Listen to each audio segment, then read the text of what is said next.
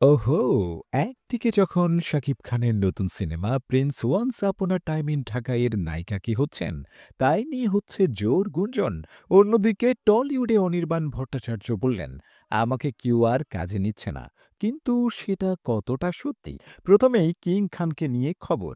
শাকিব খানের নতুন সিনেমা নিয়ে টলিউড আর ঢালিউড ২ দিকেই এখন একটাই প্রশ্ন ঘুরছে, নায়িকা কে? রুক্মিণী মৈত্র নাকি ইথিকা পাল? হ্যাঁ, ঠিকই শুনছেন। 'Prince once upon a time in Dhaka' সিনেমায় শাকিব খানের বিপরীতে কে থাকবেন তা নিয়েই এখন চলছে টালমাটাল জল্পনা। গতকাল আনন্দবাজার.com জানিয়েছে শাকিবের নায়িকার তালিকায় ২ নাম সবচেয়ে এগিয়ে। কলকাতার রুক্মিণী মৈত্র আর ইথিকা পাল। দুজনেই এখন আলোচনার কেন্দ্রবিন্দু।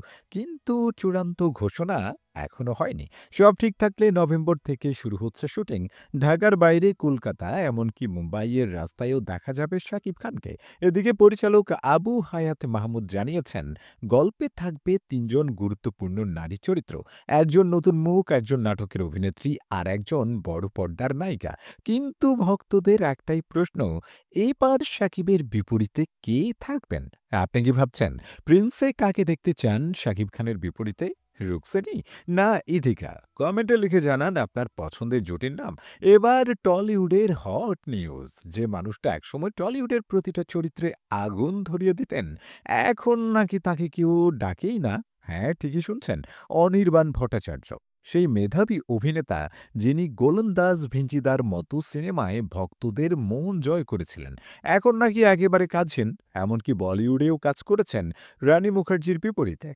অভিনয়ের পাশাপাশি পরিচালক হিসেবেও সাফল্য পেয়েছেন। মন্দার আর বল্লভপুরের রূপকথা এখনও টলিউডের গর্ব। ফেডারেশনের সঙ্গে বিরোধের পর থেকেই শুরু হয় অশান্তি। পরিচালক আর টেকনিশিয়ানদের একাংশ তাকে একরকম বর্জন করল। ফলে আজ সেই অনির্বাণ, যিনি একসময় ছিলেন ইন্ডাস্ট্রির সবচেয়ে ব্যস্ত অভিনেতা, এখন তার হাতে নেই কোনো বড় কাজ। তবে চুপ করে থাকেননি অনির্বাণের সহ অভিনেত্রীরা। শুভশ্রী গাঙ্গুলি স্পষ্ট বলেছেন, একজন শিল্পীকে বেঁধে রাখা যায় না। অনির্বাণ দার মতো প্রতিভা যদি বাংলায় জায়গা না পায়, তিনি অন্য ভাষায় কাজ করবেন, কারণ উনি যেখানে যাবেন শ্রেষ্ঠ হয়েই থাকবেন।